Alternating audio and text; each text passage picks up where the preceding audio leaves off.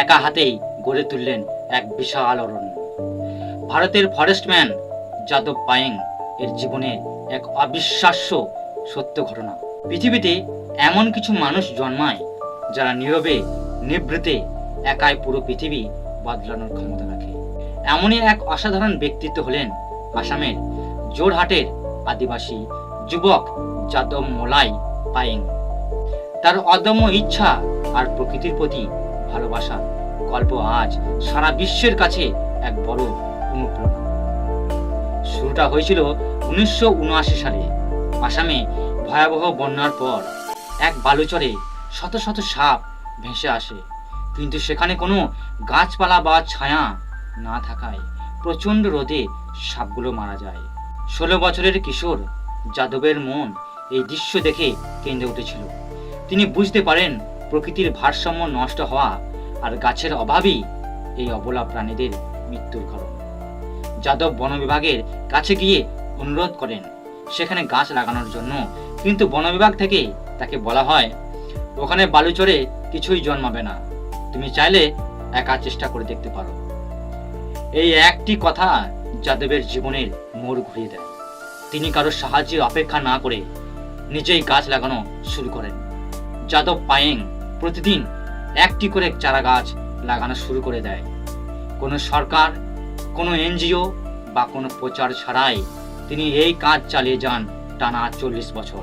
তার সেই নিরলস পরিশ্রমের ফলে ব্রহ্মপুত্রের সেই জনমানবহীন বালুচরে আজ গড়ে উঠেছে 1360 একর আয়তনের এক বিশাল জঙ্গল, যা আজ তার নামানুসারে মোলাই ফরেস্ট নামে পরিচিত।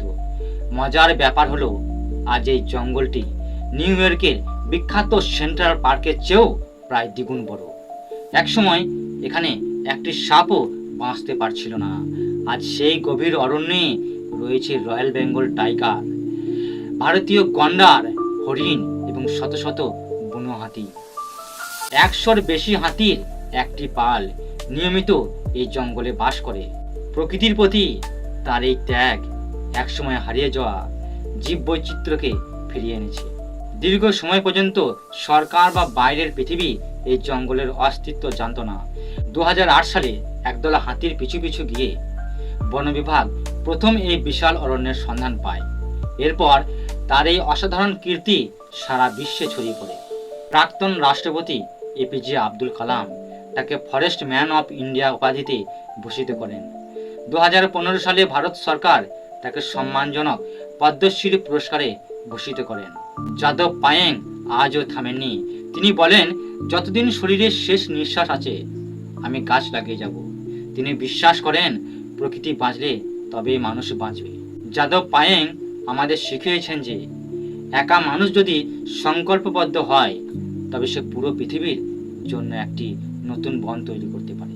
বড় পরিবর্তনের জন্য বড় কোনো সংগঠনের প্রয়োজন হয় না, শুধু প্রয়োজন হয় একটি সুন্দর স্বপ্ন আর তা বাস্তবায়নের অটল মানসিকতা।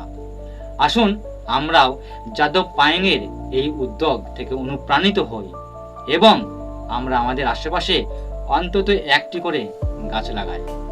এই ভিডিওটি ভালো লাগলে লাইক করবেন এবং অন্যদের সাথেও শেয়ার করবেন। ধন্যবাদ।